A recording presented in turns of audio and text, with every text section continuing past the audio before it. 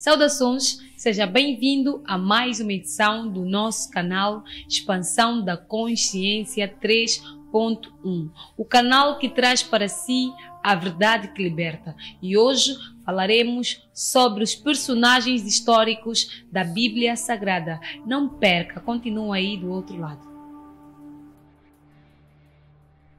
E para nos ajudar a esclarecer o nosso tema, já temos aqui conosco Manuel Banda, o nosso mensageiro, que é psicoterapeuta e também engenheiro. Manuel Banda, seja bem-vindo. Muito obrigado, Regina Manassa, saudações a ti, saudações a Samuel e saudações a todos que nos assistem. É sempre um prazer estar aqui convosco. O prazer é todo nosso. Hoje vamos falar sobre os personagens históricos da Bíblia Sagrada. Assim, para começar, quem são esses personagens? Como identificá-los? E vamos começar por aqui. Quem são os personagens? Na realidade, é um tema polêmico, né? Porque a direção é totalmente diferente do que nós vamos defender aqui, que é a mensagem, que é a revelação, mas de todas as formas, para não agirmos, né, de uma forma assim, tipo, não, isso é espiritual e não temos como conquistar absolutamente nada, né? Não vamos agir dessa forma, né? Porque essa é a forma mais fácil de defender algo e não ter uma lógica de explicação, e não é o nosso caso. Na verdade, todos os livros, né, têm essas três dimensões: livros espirituais, histórico, mítico e místico. Acontece que, primeiro, gostaria de pontualizar a todos que nos acompanham, para não desistirem nesse caso, de nos acompanhar nessa mensagem, porque na realidade vamos revelar situações aqui que até um certo ponto pode criar aqui uma grande confusão. Mas gostaríamos de deixar bem claro que nós acreditamos veemente na Bíblia Sagrada como escritos divinos. Não temos problema quanto a isto. Essa mensagem é muito forte.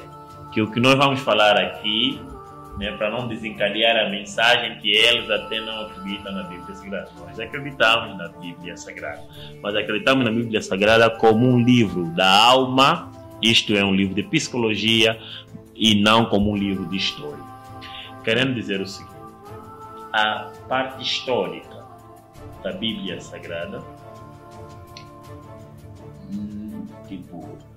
não, nada que é narrado historicamente na Bíblia Sagrada aconteceu no tempo e no espaço. Isto é, tudo que a Bíblia Sagrada narra é assuntos mitológicos, quer dizer, que tem um significado por detrás desta história, ou um assunto místico, quer dizer, tem uma mensagem moral para aplicação. Uma mensagem de fé também. E o que é que acontece? Isso na realidade não aconteceu só com a Bíblia Sagrada, isso acontece com a maior parte dos livros que nós conhecemos, espirituais de grande porte, conhecemos. Os livros velhos, tudo bem. Então, queria começar dizer o seguinte: historicamente, nenhuma personagem existiu. Historicamente, no tempo e no espaço, não existiu nenhuma personagem. Não existiu Moisés, não existiu Abraão, não existiu nenhuma personagem histórica. Quer dizer, aquelas personagens históricas, digamos que toda a história lá tinha um significado ou mitológico ou místico. E o que acontece? O Jesus histórico, né, é o Jesus de Nazaré. Tá? O Jesus mítico é o Jesus como símbolo, não como um Jesus que viveu, né, aqui, ou digamos aqui, é no tempo, no espaço. Não estou a dizer que ele não existe. Existe como consciência eterna. Mas não como Jesus que viveu aqui 2000 anos atrás. Nasceu, cresceu, morreu. Não. E a parte mística é Cristo, né? O Cristo da fé. Também é válido. Então, o que é que queremos dizer aqui? Primeiro, é que até hoje, continua a investigar, depois de 2000 anos atrás, né?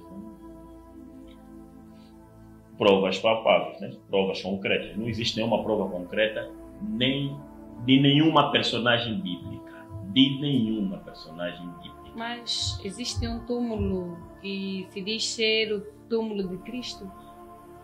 Tudo isto é historiadores, teólogos a esforçarem resultado. Porque não existe aqui nenhuma fonte primária. Em história existe, quando se faz uma investigação, existe uma fonte primária. Fonte primária é o quê? As fotografias, né?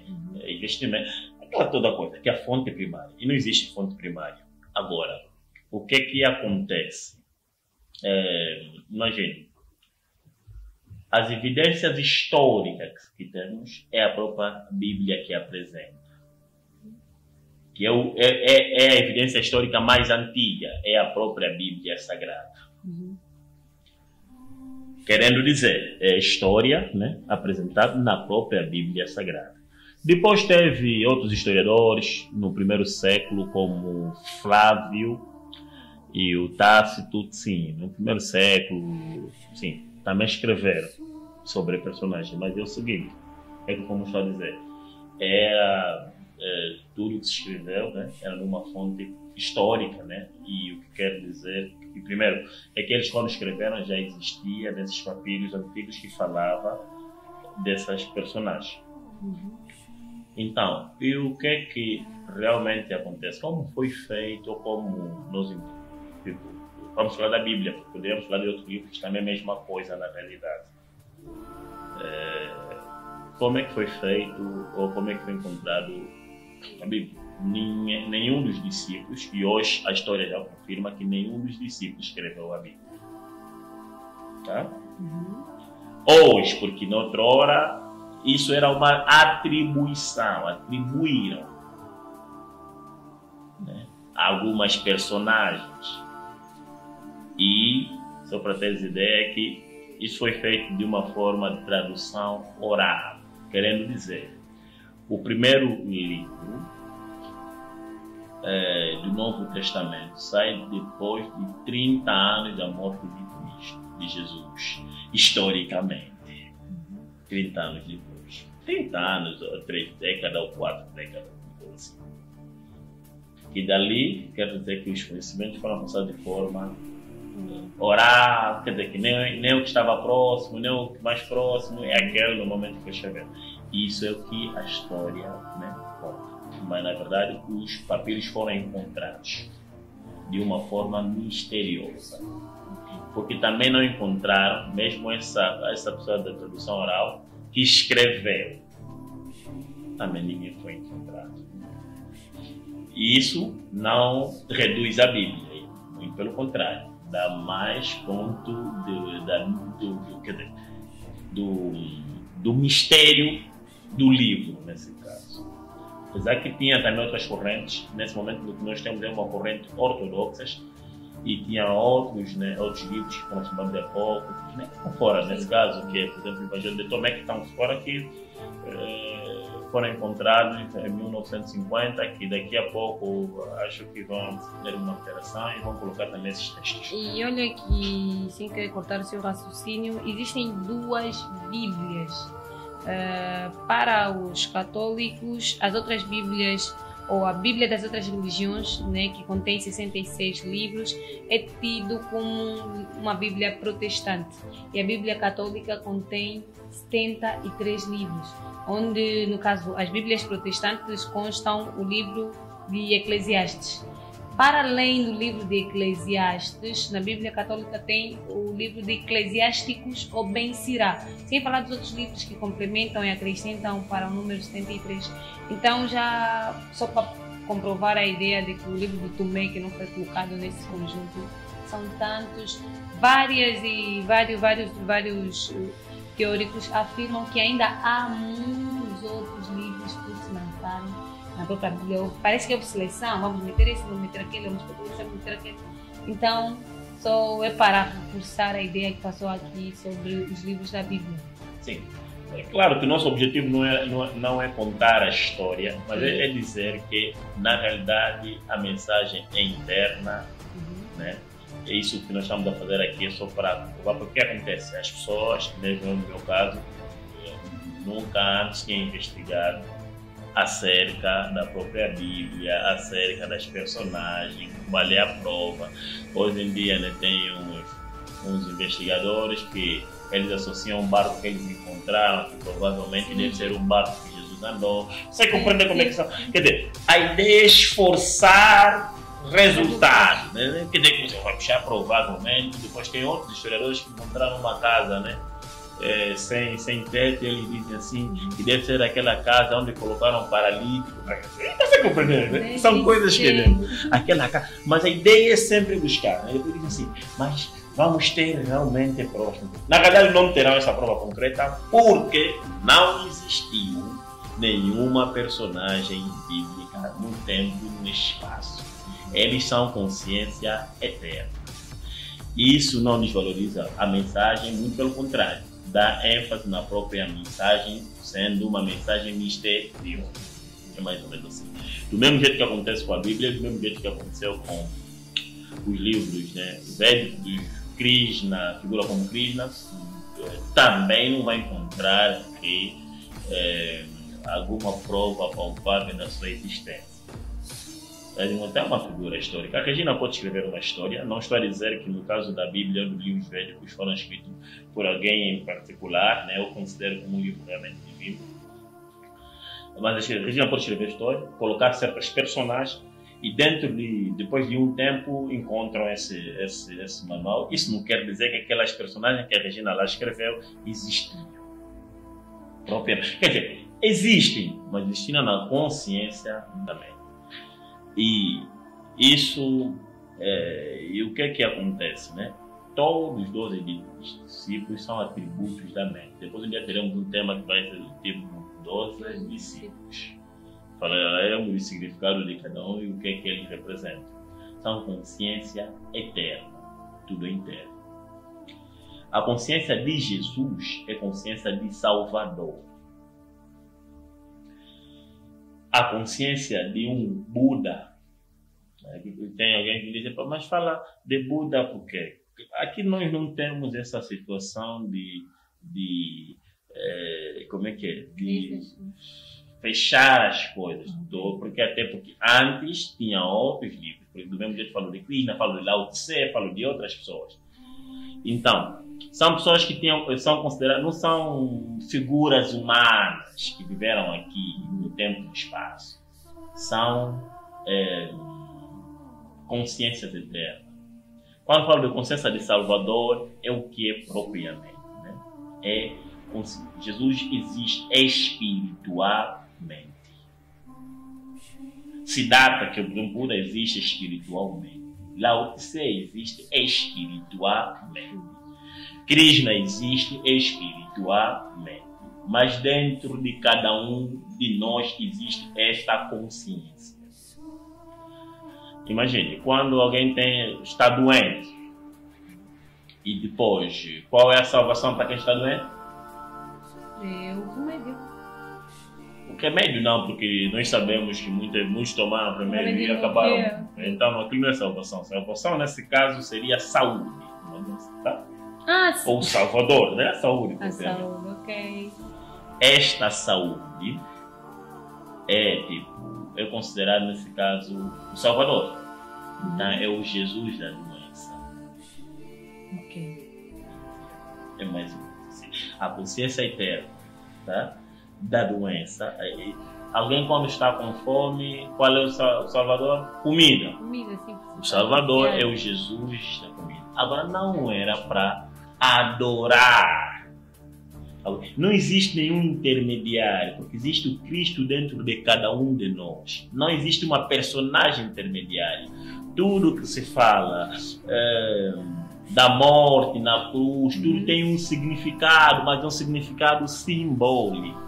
E a passagem que diz, essa questão de intermediário, que diz sobre ninguém vai ao Pai a não ser por mim. O que isso quer dizer? Por mim, isso, claro, ainda vamos falar perfeitamente, mas ali Jesus não tinha, a consciência eterna, por mim é por dentro, o processo é interno.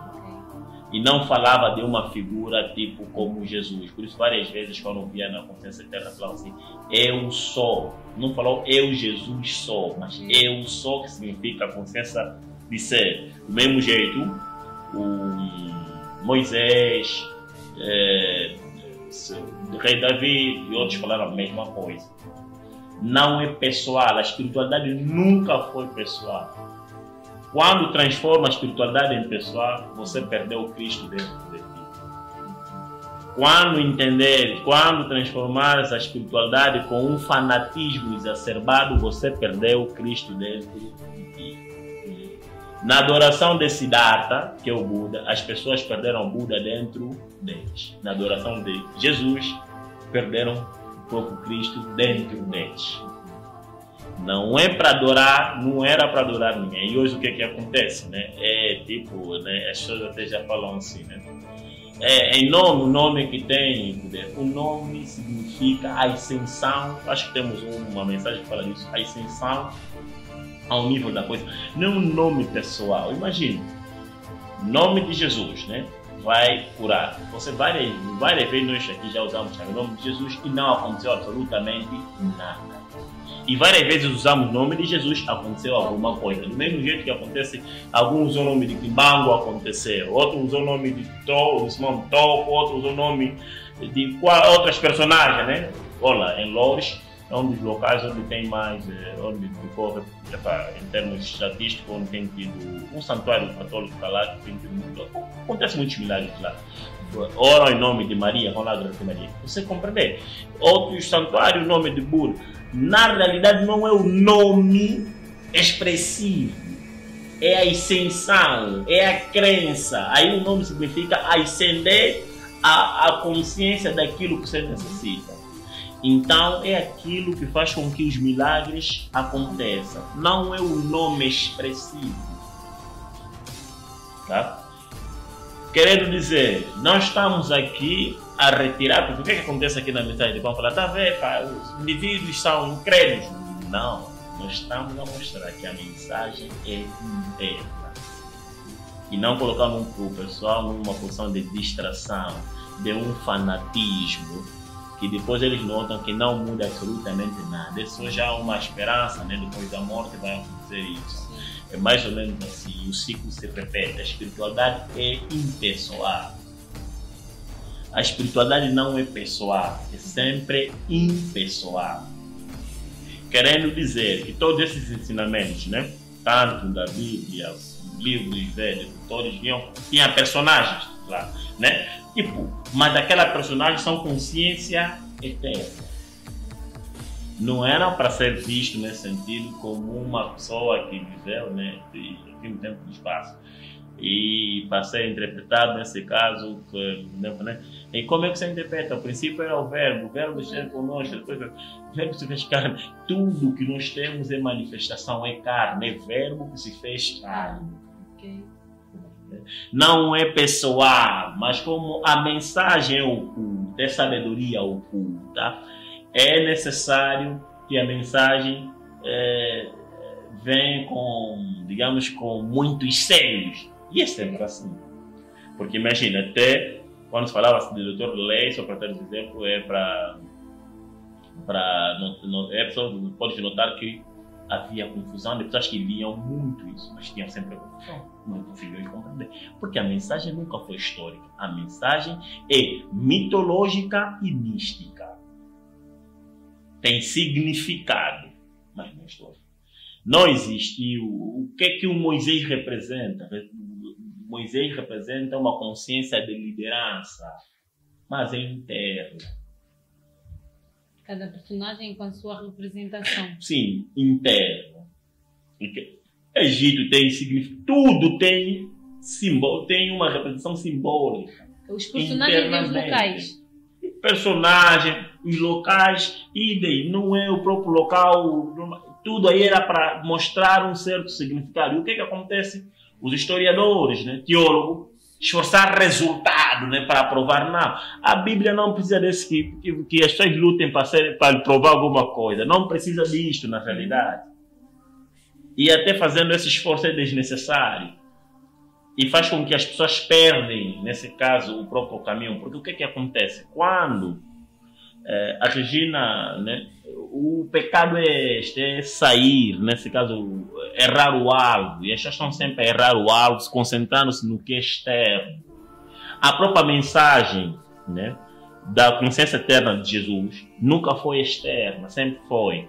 Quem imaginou, quem desejou, cometeu da mesma forma que quem cometeu em prática. Sim. Quem odiou, cometeu, entende? Suicídio da mesma forma. O reino não virá com aparência exterior. Mas estava tudo claro. Então, não existiu. Jesus que morreu e depois, né, foi crucificado e subiu. Pode até ter existido um Jesus, normalmente, com alguém com o nome de Jesus e ter sofrido isso. Mas não é este Jesus que a Bíblia narra. A Bíblia narra um Jesus, ou toda personagem que a Bíblia narra aqui é consciência eterna.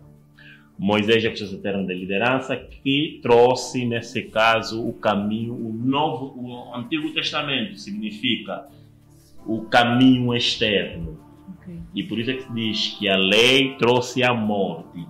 Querendo dizer, o caminho externo trouxe a morte. E o Jesus, que é o Salvador, que é a consciência de Salvador, trouxe a vida. Querendo dizer, quem trouxe Jesus, que aí falou do caminho interno, falou da fé, do processo interno, e ele trouxe a vida. Querendo dizer que quando as pessoas estão a olhar, né, no externo, estão a trabalhar no fanatismo pessoal. Por exemplo, nesse vídeo já teremos aqui muitas situações. Falaram ali que Jesus não quer. Quer dizer, de uma forma daquela, quer dizer, mas a pessoa nem sequer vai sentar, nesse caso, para analisar nem um pouco, porque já foi dada essa doutrina, para aquelas pessoas ali estão com Satanás, coisa do gênero, estão a denegrir. Nunca também sentou para fazer uma investigação simples, mínima, para saber mais ou menos da personagem bíblica, em termos acadêmicos. Mas é aquela, né? Natal, grande comemoração, mas que nada muda, você comemora Natal, comemora a morte, tudo aquilo que são coisas que na realidade os próprios homens criaram externamente, porque sabem que o homem tem a tendência de se apegar às coisas que são movidas aos 5 sentidos. Então tem que ter aí uma personagem, sempre assim.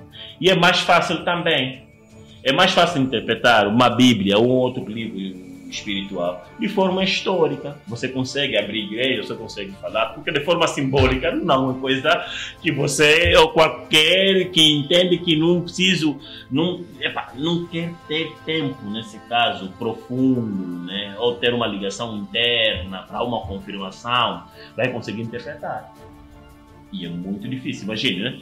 Se duas pessoas concordarem, vosso Pai que está nos céus vai conceder o que vocês concordaram. Quantas vezes duas pessoas concordaram? Várias vezes. E não consideram por quê? A Bíblia mentiu ou a interpretação é que não foi feita da melhor forma? É a interpretação. Com certeza. E depois, ali, eu diria, o que significa duas pessoas? Eu vou te falar, o teu consciente e o teu subconsciente, quando concordam, são as duas pessoas e tudo que está lá deverá se realizar. E o engraçado é que, às vezes, nós não nos abrimos a questões claras, a tentar perceber. Quando estão a falar para nós ficamos tipo, faz muito sentido. Nunca parei para pensar, nunca terei tempo para analisar. Dependemos sempre da ideia dos outros, por isso que toda a teoria externa, vinda de outros lugares, para nós faz todo sentido. Quando somos nós a analisar, não pode ser, não queremos acreditar em nós. E essa é a situação. Porque imagine só. Existe sim um Cristo que virá, ou a vir buscar a igreja, mas não precisa vir buscar a igreja que nós falamos. A alma individual, está na consciência de Cristo, a consciência de Cristo é o eu divino de cada um, que está interligado com o eu universal, que é um nesse caso. O eu divino e o eu universal. Quer dizer, não fica complicado, né, quando vem aqui o eu, para não é o que estamos acostumados normalmente. Mas a ideia é abrir-se. Porque enquanto ficares preso, né, ou entenderes que estás totalmente cheio, já não entra absolutamente nada. Então você vai ficar sempre a falar Jesus Y, Jesus Z, mas depois nada acontece. Quando não acontecem as coisas, você fica ali com problemas Y, mas o Salvador nunca está a vir. Na realidade, o Salvador existe, mas como consciência eterna. E perder tempo aí naquela posição de ter já, né, é o que viveu, o todo os meus pecados. Também é uma história que, sinceramente, hoje quando uma pessoa, mas como é que eu fiquei tanto tempo assim a acreditar, né, matar alguém nesse sentido, né, os pecados, todos os nossos pecados foram ali. Quer dizer, uma história criada de uma forma, mas tem significado. A crucificação e a ressurreição tem significado. O batismo tem significado, conforme acho que já falamos também, temos aí a mensagem do batismo. Tudo tem significado. Agora, a espiritualidade não é pessoal. É impessoal. É impessoal. A Regina pode sim servir como uma mestre exterior, ou mestre espiritual exterior, mas nunca como intermediário. Eu posso ser, ou sou considerado por alguns, como mestre espiritual, mas exterior, mas não intermediário. Porque a ideia é sempre conectar a pessoa com seu eu divino. E quando a pessoa tem a conexão com o eu divino, todo mestre exterior perde a ação. Não tem fundamento, porque o eu divino é que vai ditar, vai orientar a pessoa em tudo. E o eu divino não falha absolutamente nada, que o eu divino é o próprio ser da pessoa. Mas muitas vezes você vai dizer, por que não temos esse contato com o eu divino? Claro, as pessoas estão na distração. As pessoas entendem que precisam ver as coisas externas. E nessa situação externa é o pecado que se diz, é errar o alvo. Tudo é interno.